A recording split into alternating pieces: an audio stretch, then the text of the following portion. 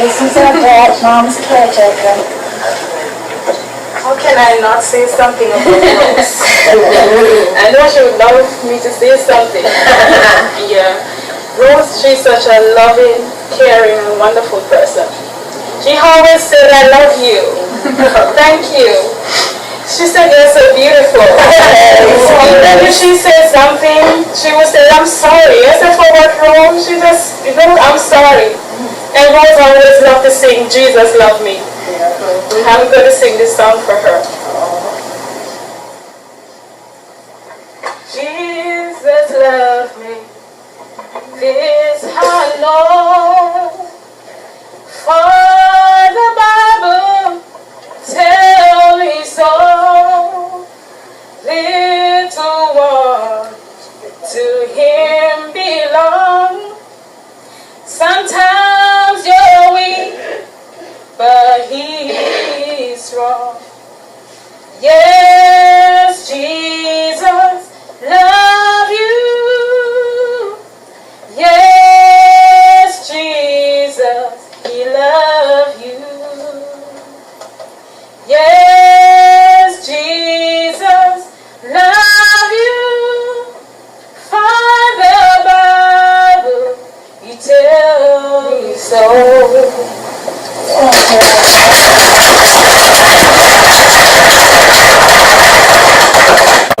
Rose. I'd like to say something about Rose because without Rose, actually, I wouldn't have met Lisa. And without Rose, my son Lewis, my other son Santu can't be here today, and my grandson, her great-great-grandson, wouldn't be here. Because it was Rose, my mother, who fixed me up with my wife. And so it was, I was in the military in Germany, like Deborah's son.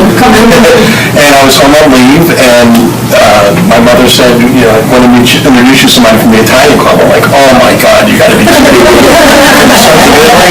Because my Andy, my memories of getting my cheese pinched at the Sons of Italy for many years. And so I said to my mother, okay, to appease her, I met my wife at her restaurant at Figaro's, and the rest is history. So without Rose and my mother being such good friends, I wouldn't have met the love of my life in 31 years of happiness. And also, Rose was very nice enough to host our engagement party on Valentine's Day, 1982, in her beautiful home in North Miami. And I learned very quickly that you don't mess with Rose because I came late and she told me, she said, you will never do that to my granddaughter again. And I said, okay, I got it. So I got that lesson then. And I just want to say that all my wife's best childhood memories are associated and are built around Papa and Mama like that. Her husband, Connie, was an amazing guy, and actually I think he's the one who talked to my wife and actually accepting my proposal for marriage. So I'm always indebted to him also, and miss him greatly. He's a great man. Didn't have enough time with him, but I think it's appropriate to mention him today because they were a tremendous couple, and like I think Joe said, they were regal. When I was a child growing up and going to the Sons of Italy and seeing Connie and Rose at the Italian Club Sons of Italy, they were like the regal couple there. They just, it was like they were just, my Aunt Nettie was my Aunt Nettie, you know. I mean, you guys, the older generation here knows my Aunt Nettie and my mom and Tootsie and Uncle Tony and those guys. They're all now in heaven playing cards like they did so many nights together. And that's what I like to think. I like to think that right now they're all sitting around the table playing poker and arguing and screaming at each other and fighting. And but I just wanted to say that she's going to be very missed, and I know my wife's going to miss her very, very much. Thank you. And again, like Andy said, I do want to say that Rose you guys just did such a tremendous job taking care of her. You're just so loving and so giving, and it's just, she was very blessed to have you for her daughter. You just did an amazing job. You should be commended. Thank you. with Roseanne and grandchildren and great-grandchildren and friends and devoted friends. I'm here to try to express our sympathies for the loss of a great lady, the matriarch of our family, the woman who was like a loving mother to all of us. Well, maybe not to some of you older ones, but she tried.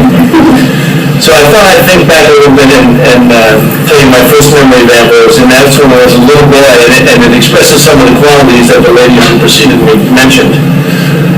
She was always elegantly dressed, and she always conducted herself with great ability and great dignity. Every time I saw her as a child, my heart would sing out because, she just brought this great aura with her. She was like the queen in my eyes, and I was always proud to be part of her. And no matter whatever happens from this point forward, she's always going to be part of me. And she's always going to be part of every one of you. And you're going to carry a chunk of a rose in your heart. And you can't help that. But if there's a good part of my heart, that's the part that she occupies. The people who have been like her to all of us. She always looked at me and acted to me very regally. She had a quality about her that made each and every person feel special, that Roseanne mentioned, and that's a special, beautiful quality, kind of a almost a godlike aura that just lifts everybody up and makes us better and makes us stronger human beings in every way she possibly can. She treated us as an individual, and she raised up personal respect in everyone else's eyes. Just being in her presence, everyone looked at us a little differently and looked at you a little stronger. I can remember going to a store with her and puffing up my chest, because she was so elegantly dressed and spoke so well and treated me with such dignity. I think that the thing that brought us children the most pride was in her sweet and gentle way of nature. And now she treated each of us, as somebody said, everybody thought we were special. She probably told me that, but I'm sure she told everybody else that. And in my case, she was never one to use nicknames. She always had a very special way of speaking to each person and calling to each by your given name or by your proper name. And each of us was our own special beloved child and adored in our own right. She had boundless and endless love and generosity towards us, and she showered all of us children and grandchildren and great-grandchildren even. She gave selflessly to each of you, and I know that she loved each of you with all of her heart. And even when I didn't live up to her expectations, she still treated me with respect and dignity. She was truly a gem, a gift from God and the angel of our family. So Aunt Rose, we love you so very much and wish we had more time together. We'll cherish all of our great memories we had together, and we'll carry the values you taught us in our hearts. You'll be missed by all of us, and your loving memory will live in our hearts forever. Thank you. 13 years ago this month, I went with Aunt Rose to pick out her coffin. I thought it was a great compliment that she called me, but I realized I'm the one closest in proximity, and I could pick her up and take her to lunch. So I figured that could have been part of the reason. She never does it. Yeah. So when she picked out this coffin, she said to me, "What do you think of this?" And I looked at it and I said, "It's you, Aunt Rose. It's really you." With the roses? With the roses and everything, and she picked it out, and she had all her desires for the funeral exactly how she wanted it. I have some funny stories about Aunt Rose. I remember Aunt Rose telling me she was the smartest person she knew. And I said to her, "I guess you don't know many people." Aunt Rose, she just smiled. I thought she was going to tell me off, but she didn't. She loved everybody, just like the other people have said. She loved all of us, her daughter especially, her grandchildren, her great-children, her nephews, her nieces, friends. So many memories. I remember Washington Street. She used to leave a key under her mat. Anytime, day or night, I could stop over. I used to get there in the middle of the night. She was asleep, wake up in the morning. And then she'd want to fix me breakfast, and I'd insist we go out for breakfast. But then she wasn't cooking really well. Right, yeah, I wasn't thrilled with her cooking in the later years. But as people have said, even though her body is dead, she will live on in our minds and hearts forever, and she has changed us for the better, and we can be better people for knowing Aunt Rose. And I love her very much, and I'll always think of her till the day I die. John, tell them about the gravesite that she wanted you to Oh, yeah. When we picked out this, we went to the graveyard to see Uncle Connie's grave, and she said, "There's an extra one here. I'd like you to have it." And I said, "Doesn't anybody in the family want it?" She said, "No, nobody in the family wants it." So I called Roseanne to check this out with her, and I said, your mother offered me the grave plot next to her. Certainly you can have it, because when I visit my mother's grave, I'll visit yours. I can't outlive everybody. And as much as I love Aunt Rose, I turned down her generous offer because I wasn't sure I wanted to be next to Aunt Rose for eternity. There's another couple of stories, I'll make it brief. I remember one night talking to Aunt Rose on the phone, maybe 10 o'clock at night. I must have fell asleep while I was talking to her, and it was at least a half hour later, and I realized she's still talking to me.